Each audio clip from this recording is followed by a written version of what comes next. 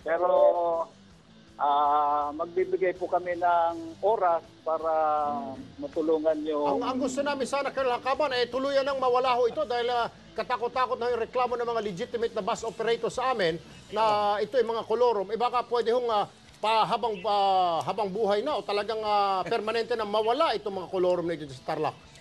Opo, at pagka nahuli namin, nasampahan din namin ang kaso sa... Colonel, isang bagay lang. Ito, derechahang tanong to na, derechahang sagot, ano? Kayo kaya bibigyan ng sinasabing authority manghuli ng LTO dahil kasi manggagaling sa LTO yung mapanikit ninyo? Kasi kung wala, drawing lang tong pinag-uusapan natin dito. Kumusta ba ang relasyon mo kay Virginia Torres? Meron po kaming mga personnel na deputized ng LTO, pero hindi po lahat. Okay. Gagamitin na po namin yung mga deputized. Sige sir, asahan namin na bukas na bukas, medyo, and within the next few days, wala na po yung mga kolorum na bus na yan, Colonel. Opo. Special operations po namin. Sige po, asahan po namin yan. Maraming salamat, Colonel Hakaban ng HPG Region 3 Director. Mga babae at batang inaapi, may resback na kay Tol Rafi. Isang barangay kapitan sa Tondo sa halip na iharap sa batas ang mga tanod at kamag-anak na nanakit ng kabarangay. Abay, namuno pa raw sa sapilitang pangareglo at panunuhol. Hoy! Kapitan, hindi mo makukuha sa sul ang aming resback. Yan. Maga at puro galo sa mukha ni Romeo Bizda matapos umano siyang pagtulungang gulpihin ng mga tanod at mga kamag-anak mismo ng kapitan ng Barangay 70, Tondo, Manila. Pagsapak po sa akin, bigla na lang po ako bumagsak. Kasagsagan ng New Year at nagiinuman sina Romeo at mga kaibigan niya nang mapada ng kaibigan niyang si Rodel na nangako magbabagsak ng isang case na beer sa inuman. Kaso, pagpunta ni Romeo sa tindahan para kunin ang beer, wala ang libreng toma. Kinatok ni Romeo si Rodel sa kanyang bahay para tanungin kung ano ang nangyari sa libre. Kaso, wala din ang kaibigan.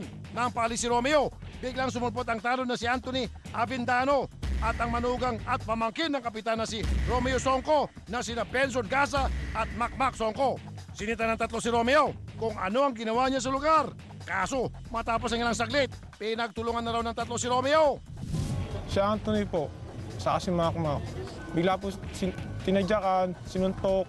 Bit-bit ang medico legal, nagpunta kinaumagaan si Romeo kay Kapitan Songko para magreklamo. Naiblato naman sa barangay ang pangyayari. Pero sa halip daw na tulungan ni Kapitan Songko si Romeo, pilit daw siyang inaareglo ni Kapitan. Pilit din siyang pinapapirma sa isang kasulatan na hindi na siya magdedemanda. Pero hindi ito pinirma ng biktima. Kap, totoo ba ito? Alam ng Diyos yan. Alam ng Diyos, hindi ako ganun na tao, hindi ako konsentidor. Kapag totoo, humanda ka sa aming resback. Okay, nasa linya natin telepono ang mismo nireklamo ang barangay chairman na si Romeo Songko. Chairman Songko, magandang hapon po. Magandang hapon po, Idol. Opo. Chairman, yung pong ginawa niyong pagpapareg, opo, yung pong ginawa niyong pag-aregluhin po, yung magkabilang panig, yan po yung trabaho niyo, hindi ko kayo pupunahin dyan, sir. Ano po? Dahil tama yun po, trabaho niyo. However, doon po sa aspetong, nanunuhol daw po kayo para sa pilitang pumayag na po yung nabugbog. At the same time, pinapapirma ng waiver na ayaw naman niya, Chairman. Ano po masasabi niyo, sir? Opo medyo mahina po ang dating po. Idol, mahina po ang dating. Si Tolben, mas malakas. Wala ng boses po. Tolerate. May nang dating. Naglinis ba kayo ng tenga, Chairman? Papadala ako ng cotton buds. Ito po, naririnig ko na po. Ayun! Yun lang pala. Balik kay Rafi. Sa loob po kasi ako ng bahay. Hinaan mo kasi muna yung mga monitor mo dyan. Hinaan ko po yung TV po. Ayun naman pala. Nanonood po Okay, kayo Chairman. kanina pa Ulitin ko ulit po, Chairman, one more time. Okay, doon po sa ginawa niyong pag-aregluhin yung magkabilang panig, yung nambugbog at nabugbog, hindi ko kayo pupulaan doon sapagkat yan po yung trabaho niyo bilang isang barangay chairman. Ano po? Okay.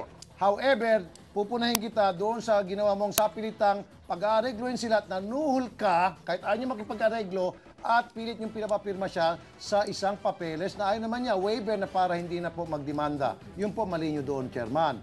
Ano po reaction niyo? Opo.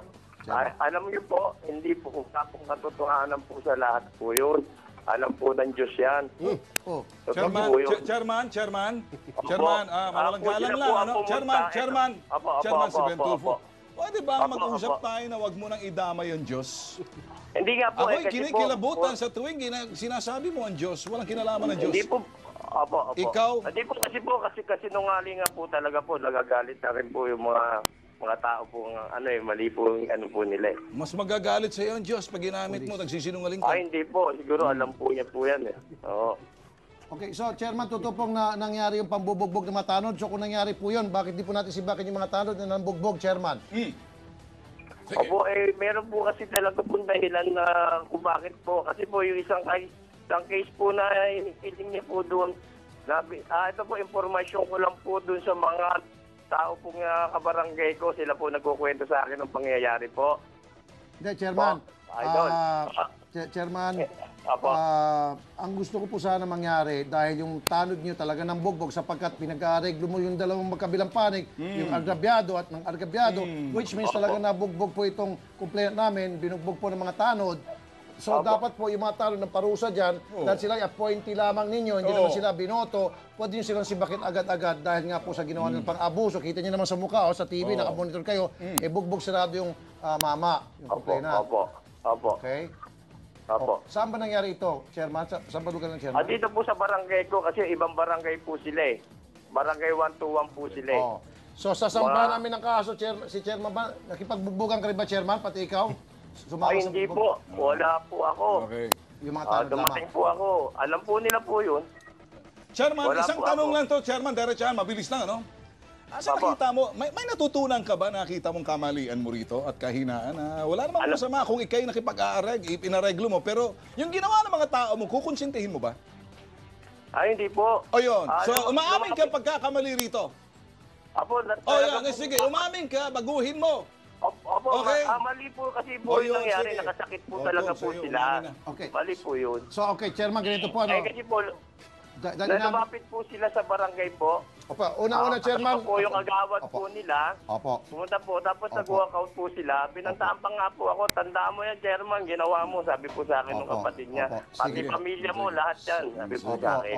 opo. Extra niyo po mangyari Opo. yun. Talagang Opo. masakit po yun. Hindi po ako Opo. natulog po. Chairman, doon. opo, Chairman, okay. Opo. Yaman din lang na inamin mo at nang bugbog nga yung mga tanod. Pwede ba pakisibak po na o suspinde yung mga tanod, Chairman? Opo, pwede po. Pwede. Okay. Wala naman namin usap.